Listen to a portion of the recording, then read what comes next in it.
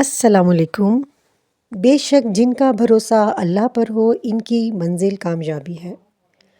ہمیں اپنے اللہ پر ہر حال میں ٹرسٹ ہونا چاہیے۔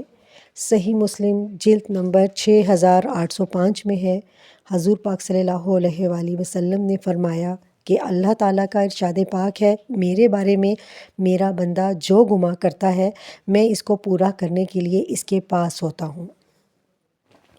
جب وہ مجھے یاد کرتا ہے تو میں اس کے ساتھ ہوتا ہوں۔ اگر وہ مجھے اپنے دل میں یاد کرتا ہے تو میں اسے دل میں یاد کرتا ہوں۔ اگر وہ مجھے مجلس میں یاد کرتا ہے تو میں ان کی مجلس سے اچھی مجلس میں اسے یاد کرتا ہوں۔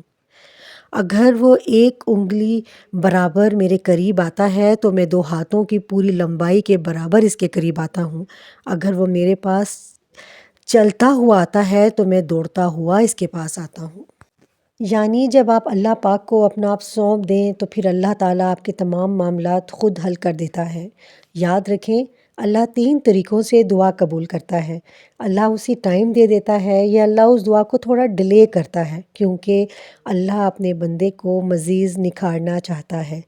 اللہ چاہتا ہے یہ بندہ میرے پاس آتا رہے، میرے سے مانگتا رہے، یا اللہ اس کو اس دعا کا رد بدل ایسا دے دیتا ہے کہ اس کو سکون آ جاتا ہے۔ اللہ تعالیٰ سے جب مانگنا ہے تو بڑا مضبوط توکل کر کے مانگنا ہے، یہی ایک سچے مومن کی مثال ہے۔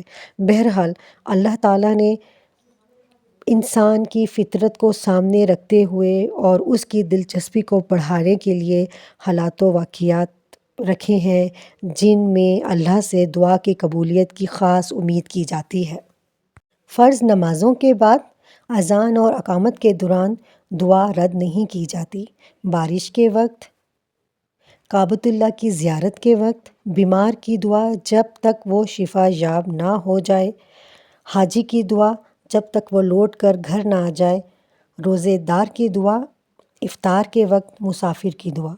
حضور پاک صلی اللہ علیہ وآلہ وسلم نے فرمایا، تمہاری دعا جب تک قبول ہوتی رہے گی جب تک تم یقین سے مانگو گے۔